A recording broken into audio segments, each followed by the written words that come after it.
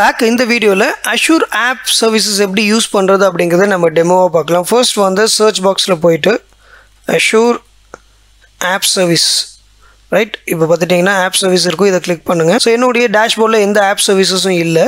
Create. So இங்கே வந்து நீங்கள் ஸ்டாட்டிக் வெப் கிரியேட் பண்ண போகிறீங்களா, வெறும் சிம்பிள் வெப் அப்ளிகேஷன் கிரியேட் பண்ண போகிறீங்களா, web application plus database அப்படின்னு மல்டிபிள் ஆப்ஷன்ஸ் இருக்குது.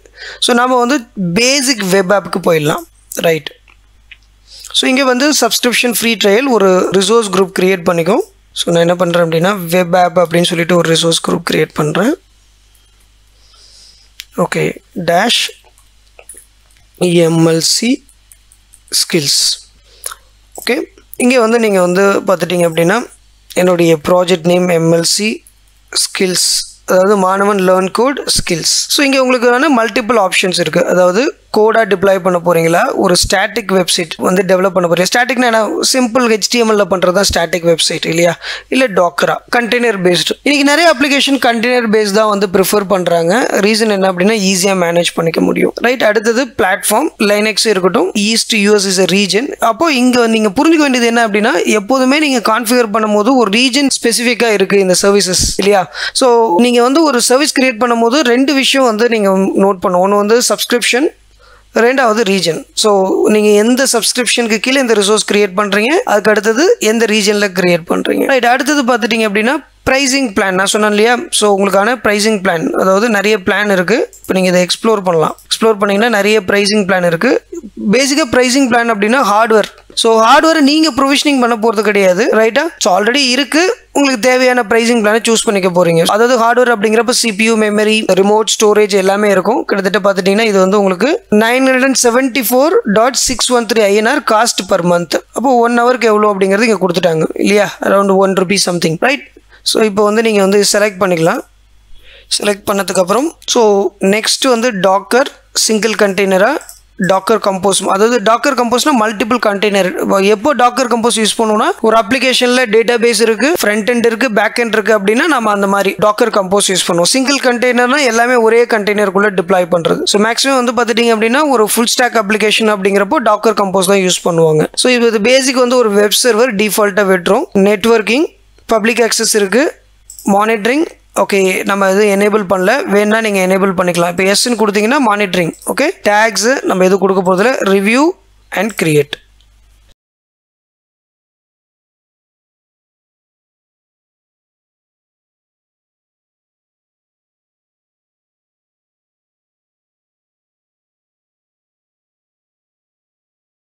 So deployment in progress. Okay, இப்போ டிப்ளாய்மெண்ட் வந்து கம்ப்ளீட் ஆகிடுச்சு இல்லையா. இப்போ வந்து நீங்கள் கோ டு ரிசோர்ஸ்க்கு கிளிக் பண்ணுங்கள். இப்போ என்னுடைய அப்ளிகேஷனுடைய நேம் வந்து எம்எல்சி ஸ்கில்னு வச்சுருக்கேன். இது ஒரு வெப் ஆப். ஸோ நீங்கள் எல்லா டீட்டெயிலுமே இங்கே பார்க்கலாம். அதாவது ஸோ கண்டெய்னர் தான் வந்து டிப்ளாய் பண்ணியிருக்கோம், மானிட்டரிங், லாக்ஸு. இப்போ நீங்கள் வந்து எப்படி வந்து ஒரு விர்ச்சுவல் மிஷினில் மானிட்டரிங் பார்க்குறீங்களோ அதே மாதிரி இங்கேயும் எல்லா இந்த அப்ளிகேஷனுடைய கம்ப்ளீட் மானிட்டரிங் பார்ட்டு நீங்கள் பார்க்க முடியும். ஸோ இதுதான் வந்து டிஃபால்ட் டொமைன். ஸோ இதை நீங்கள் ரைட்டில் நியூ டேப் கொடுத்தீங்கன்னா உங்கள் அப்ளிகேஷனுடைய லிங்க், டிப்ளாய் பண்ண லிங்க்கு, இதை நீங்கள் மேப் பண்ணிக்கலாம். உங்களுடைய கஸ்டம் டொமைனாகவும் நீங்கள் மேப் பண்ணிக்கலாம். ஓகே, இப்போ நீங்கள் பண்ண டிப்ளாய்மெண்ட்டை மேனேஜ் பண்ணோம்னா manage deployment of your app. Right. இதை கிளிக் பண்ணிங்கன்னா நீங்கள் வந்து ஃபர்தராக வந்து எல்லாத்தையுமே மேனேஜ் பண்ணிக்க முடியும். இப்படியும் நீங்கள் ஃபாலோ பண்ணலாம். ரைட். இங்கே வந்து பார்த்துட்டிங்கன்னா நீங்கள் ஃபர்தராக ஏதாவது மாடிஃபை பண்ணணும்னு நினச்சிங்க அப்படின்னா இங்கே மாடிஃபை பண்ணிக்கலாம் நீங்கள். அடுத்தது பார்த்துட்டிங்க அப்படின்னா கான்ஃபிகரேஷன். ஸோ கான்ஃபிகரேஷன் அப்படிங்கிறது நான் ஏற்கனவே சொன்ன மாதிரி உங்களுடைய அப்ளிகேஷனுக்கு தேவையான ரிசோர்ஸை நீங்கள் கான்ஃபிகர் பண்ணிக்கலாம். ரைட். இப்போது பேசிக்காக வந்து பார்த்துட்டிங்க அப்படின்னா இப்போ நம்ம டாக்கர் பேஸ்டு பண்ணியிருக்கிறதுனால அது ரிலேட்டடான எல்லா கான்ஃபிகரேஷனும் இங்கே இருக்குது. ஜென்ரல் செட்டிங், பாத், இந்த மாதிரி வந்து ஒரு அப்ளிகேஷன் எடுத்துக்கிட்டிங்க அப்படின்னா அது ரிலேட்டடான மேக்ஸிமம் ஆஃப் கான்ஃபிகரேஷனை அவங்க வந்து கொடுத்துட்டாங்க. ஸோ நீங்கள் ஒரே பண்ணிக்க தேவையில்லை. இப்போ கஸ்டம் டொமைன், சர்டிஃபிகேட். கஸ்டம் டொமைனா இப்போ நீங்கள் இங்கே பார்க்குறது வந்து mlcskills.azurewebsite.net இருக்குது. பட் இதை நீங்கள் வேறு நேமில், அதாவது ஒரு கஸ்டம் நேமில் கொடுக்கணும் அப்படின்னா நீங்கள் மேப் பண்ணிக்கலாம். இது வந்து கஸ்டம் டொமைன். சர்டிஃபிகேட் உங்கள் அப்ளிகேஷனுக்கு தேவையான HTTPS. ரைட். இந்த மாதிரி சர்டிஃபிகேட்டை மேனேஜ் பண்ணுறதுக்கு ஈஸியாக இருக்கும். அடுத்தது வந்து பார்த்துட்டிங்கன்னா ஸ்கேல் அவுட். நீங்கள் ரிசோர்ஸை வந்து அதிகப்படுத்தணும் அப்படின்னா இப்போ உங்களுடைய ப்ரைஸிங் பிளானை பொறுத்து இருக்குது. உங்களுடைய கரண்ட் பிளான் என்ன, அதோடைய ப்ரைஸிங் இன்ஸ்டன்ஸு, மெமரி, அதாவது ரேம், இது எல்லாமே இங்கே கொடுத்துருப்பாங்க. இதை நீங்கள் வந்து ஸ்கேல் பண்ணணும்னா பண்ணலாம்.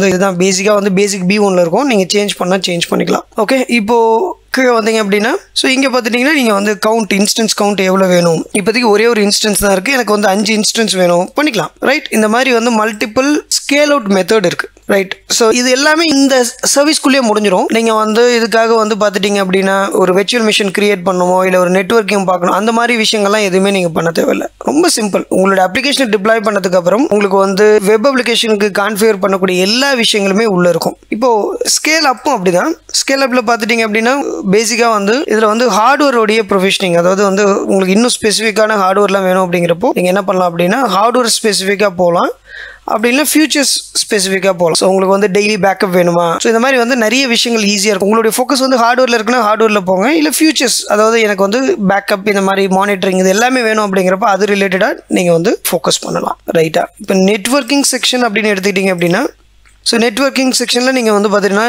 உங்களுக்கு வந்து இன்பவுண்ட் டிராஃபிக், ஸோ ரெஸ்ட்ரிக்ஷன் என்னென்னலாம் இருக்குது, வெப் ஆப்பில் பார்த்தீங்கன்னா இதான் டொமைன், அவுட்பவுண்ட் டிராஃபிக், இந்த மாதிரி எல்லா டீட்டெயிலுமே இருக்கும். ஸோ இது வந்து கம்ப்ளீட்டாக வந்து நீங்கள் க்ரியேட் பண்ண அப்ளிகேஷனுடைய நெட்வொர்க்கிங் ஃபீச்சர்ஸ். ஓகே, அடுத்தது பார்த்துட்டிங்கன்னா ஆப் சர்வீஸ் பிளான். ஸோ இந்த சர்வீஸ் பிளானுக்குள்ளே போனீங்க அப்படின்னா உங்களுக்கு வந்து பார்த்துட்டிங்கன்னா கம்ப்ளீட்டாக வந்து டீட்டெயில்ஸ் எல்லாம் இருக்கும். அதாவது வந்து இன்னும் CPU பர்சன்டேஜ், மெமரி, பேசிக் இன்ஃபர்மேஷன்ஸ் எல்லாமே இருக்கும். அது இல்லாமல் வந்து மெட்ரிக்ஸ் இன்ஃபர்மேஷன், லாக்ஸ். ஸோ நீங்கள் ஒரு டெவலப்பராக இருக்கீங்க இல்லை ஒரு ஸ்டார்ட் அப் ப்ராஜெக்ட் பண்ணுறீங்க அப்படிங்கிறப்போ இந்த அஷூர் ஆப் சர்வீசஸ் ரொம்ப ரொம்ப ஹெல்ப்ஃபுல்லாக இருக்கும். நிறைய ஆப்ஷன்ஸ் இருக்குது. ஸோ இதை ஒன்று ஒன்றா எக்ஸ்ப்ளோர் பண்ணுங்கள். பட் நீங்கள் ஒரு பிகினராக இருக்கிற இந்த அளவுக்கு தெரிஞ்சுக்கிட்டால் போதும். ஸோ இதுக்கு மேலே ஒன்றும் பெரிய காம்ப்ளெக்ஸாக நீங்கள் வந்து தெரிஞ்சுக்கணும் அவசியம் கிடையாது. எக்ஸாமினேஷன் பாயிண்ட் ஆஃப் வியூ சரி, இன்டர்வியூ பாயிண்ட் ஆஃப் வியூ சரி.